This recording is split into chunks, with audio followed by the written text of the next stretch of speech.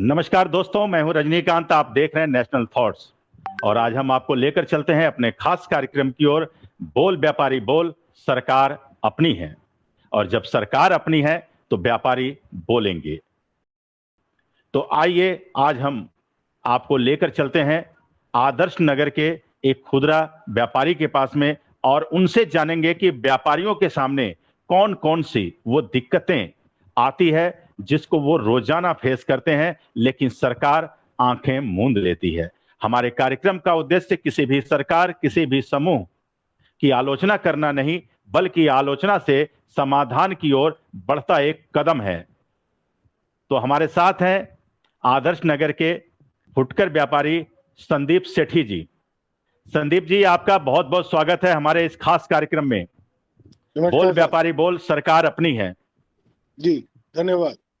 तो संदीप जी, जैसा कि अभी देखा जा रहा है कि यह पहला, दूसरा, तीसरा, चौथा और पांचवा, छठवां लॉकडाउन का वेव की बात की जा रही है। अलग अलग रूप देखा जा रहा है कोरोना का।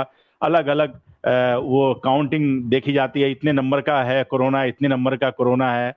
और ऐसे में सरकार की जो भूमिका व्यापारियों के प्रति होनी चाहिए थी, क्या आपको लगता है कि सरकार व्यापारियों के साथ खड़ी है? सबसे पहले तो मैं धन्यवाद देना चाहूंगा नेशनल थॉट्स का, जिन्होंने व्यापारी वर्ग के लिए एक ये निश्चित कदम उठाया है।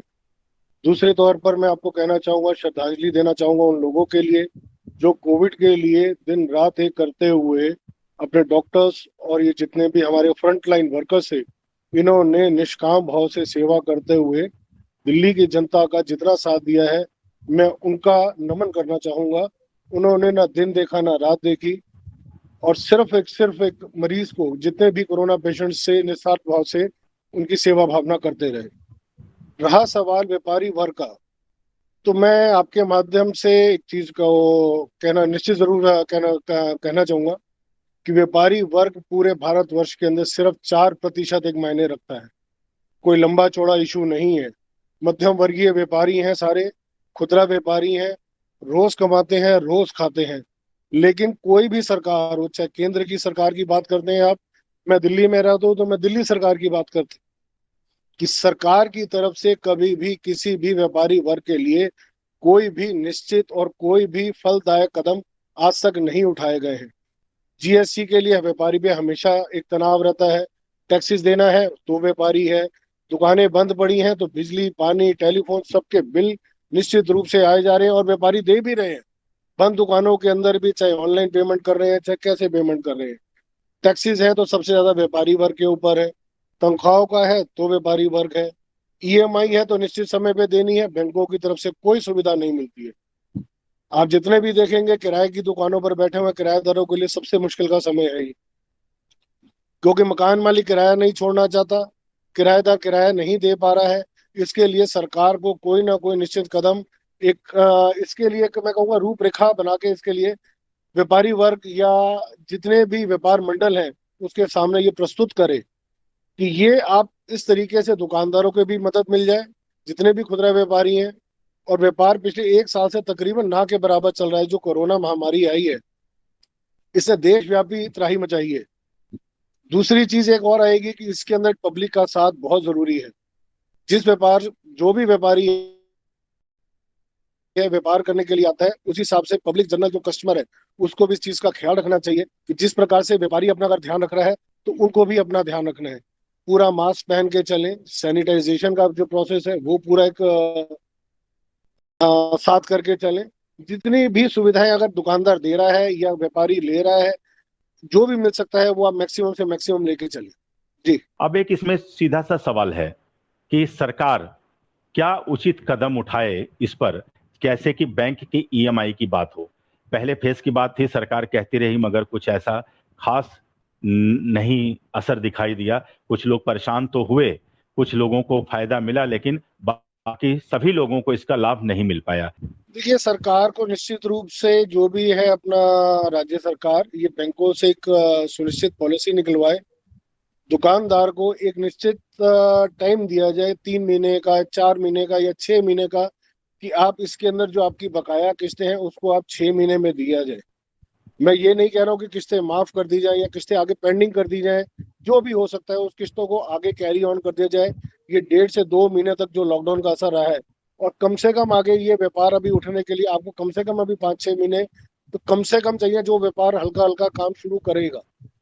तो केंद्र सरकारों को ये बात चाहिए कि बैंकों से बात करें कि इनके लिए दुकानदारों को थोड़ी सी एक रियायत दी जाए, जिसके ऊपर एक तो इंटरेस्ट के ऊपर वेवी ऑफ करना जाए, इंटरेस्ट ना लगाया जाए, और कुछ एक ईएमआई जो दी जा सकते हैं, जो देनी चाहिए, किसी की गाड़ी की है, किसी की घरों की है, या रोजमर्रा की जो अपनी व्यापार में के अंदर जो यूज होती हैं चीजें, किसी ने ओडी ले रखी है तो किसी ने जो भी तरीके की है, उसके ऊपर एक तो इंटरेस्ट माफ किया जाए, और उसके लिए एक समय सीमा थोड़ी सी सरकार को आगे बढ़ानी चाहिए कि आप 3 महीने या निश्चित 6 महीने तक का एक मिनिमम मान के चलें कि 6 महीने के पीरियड के अंदर आप जो भी आपका बकाया है, उसको जो भी ईएमआईज है, उसको ईएमआईज को भी आप इवन डिवाइड करके आप 6 महीने में आप आगे कैरी ऑन करें बिना इंटरेस्ट के। जी संदीप जी, पहले लॉकडाउन में दिल्ली सरकार के मुख्यमंत्री ने कहा था कि कर्मचारियों को या किराएदारों को आप बाहर ना निकालें, उनका आधा किराया मैं दूंगा।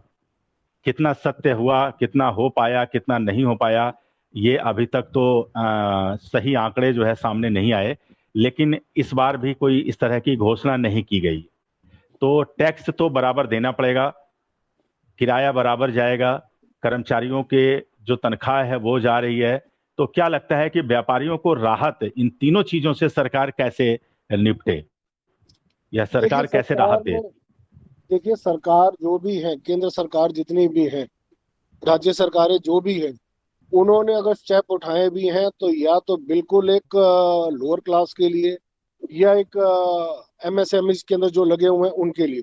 खुदरा व्यापारी के लिए आज तक सरकार की तरफ से किसी भी को भी, मैं आपको राज्य सरकार की बात ही करता हूँ क्योंकि मैं दिल्ली का निवासी हूँ, एक खुदरा व्यापारी हूँ, मुझे केंद्र से कोई लेना देना नहीं है। मुझे ये पता है कि जिस सरकार को मैंने दिल्ली में रखा है, मुझे उससे क्या सुविधा मिल रही है। सिर्फ एक जी बिजली पानी की सुविधा देने के लिए, वो भी 200 यूनिट के लिए। कमर्शियल यूनिट के अंदर तो साहब वो आता ही नहीं ना बिल। कमर्शियल के अंदर तो टैक्सेस अगर आप देखोगे तो कमर्शियल 13 रुपए यूनिट पड़ती है आज की डेट में। तो व्यापारी वर्ग 13 चारों तरफ से पिसा हुआ है। पानी बंद पड़ा हुआ है लेकिन पानी का बिल आ रहा है, पानी पीने को नहीं मिल रहा, लेकिन बिल फिर भी देना है। और रही बात तनख्वाहें हैं, ये सिर्फ एक पेपर पॉलिसीज है। कभी भी किसी सरकार के कोई भी नुमाइंदे ने आके कभी भी किसी दुकानदार से ये नहीं पूछा कि भाई साहब आप सुखी हैं या आप दुखी हैं, आपकी ईएमआई जो थी उसके लिए क्या हुआ, किसने दी, किसी ने नहीं दी है, आपकी बैंक स्टेटमेंट को कोई चेक कर ले। हाँ, लेकिन जब टैक्सेस का टाइम आता है तो सबसे पहले आपके दरबार में खड़ी हो जाती है कि भाई साहब आपका टैक्स नहीं आया। ये सरकार को कुछ ना कुछ इस चीज के लिए सोचना चाहिए व्यापारी के लिए, जिसके थ्रू आप जीएसटी और टैक्सेस कमा रहे हैं, जो एक आपकी कमाई का साधन है व्यापारी वर्ग या इंडस्ट्री जो भी है, उसके लिए आप कुछ तो सोच के चलेंगे कि नहीं।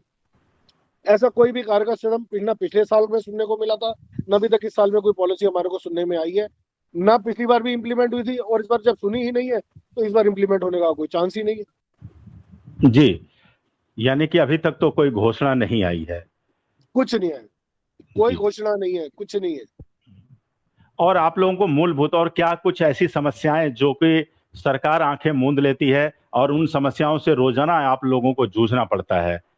कोई एक समस्याएं आप बताएं जिन समस्याओं को सरकार भी जो इस पे गौर करे। देखिए बेसिक सुविधाएं ही हैं जिनको आप ट्रांसपोर्टेशन के आप थ्रू कह सकते हैं कि ट्रांसपोर्टेशन सुनिश्चित रूप से चलता रहे। सैनिटाइजेशन जो है, पब्लिक को अवेयर करना, एक गरीब वर्ग को जो भी एक मध्यम वर्गीय उसको समझाना। लेकिन कब तक समझाना?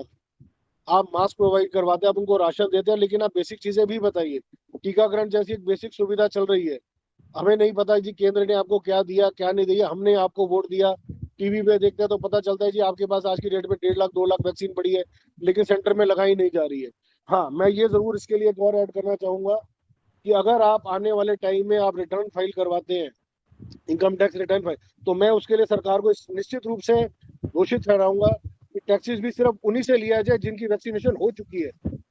आप हमेशा अपने इस चीज को लेके चलते हैं कि साहब पहले वैक्सीनेशन कराओगे तो ये मिलेगा, तो हम भी, ये व्यापारी वर्ग भी ये कहना चाहेगा कि हमसे टैक्स तभी लो जब व्यापारी को वैक्सीन लग चुकी हो दोनों। आपका कोई हक नहीं बनता, क्योंकि व्यापारी एक ऐसा आपके द्वार पे खड़ा हुआ है जो व्यापार करने के लिए बाहर निकलता है, उसकी मजबूरी है, उसके बीवी बच्चे परिवार है, माँ बाप है, दवाइयों का खर्चा है, हेल्थ इंश्योरेंस है, हर चीज देनी पड़ती है उसको। लेकिन गवर्नमेंट की तरफ से ये फैसिलिटी हमारे को क्यों नहीं दी जाती कि हमारे से टैक्स भी तभी लिया जाए जब व्यापारी वर्ग को वैक्सीन लग चुकी हो। आप उसको साथ में सर्टिफिकेशन साथ मांगो कि आपके अगर व्यापारी को वैक्सीन लगी है तो वही उसका टैक्स जमा होगा, अदरवाइज टैक्स जमा ही नहीं होगा। जी, सभी नैतिक जिम्मेवारियों को निभाते हुए देश के व्यापारी देश की उन्नति की रीढ़ माने जाते हैं, लेकिन सरकार और प्रशासन इन व्यापारियों के प्रति कोई भी किसी भी प्रकार की संवेदना नहीं रखता। यह जाहिर होता है आज के इस कार्यक्रम में एक जिम्मेवार व्यापारी संदीप सेठी जी से बात करने के बाद। तो आज का हमारा पड़ाव यहीं तक, और अगले पड़ाव में फिर हम आपको लेकर चलेंगे और किसी व्यापारी के पास में। आप हमारा कार्यक्रम बोल व्यापारी बोल, सरकार अपनी है, इसी प्रकार देखते रहें। धन्यवाद। नमस्कार।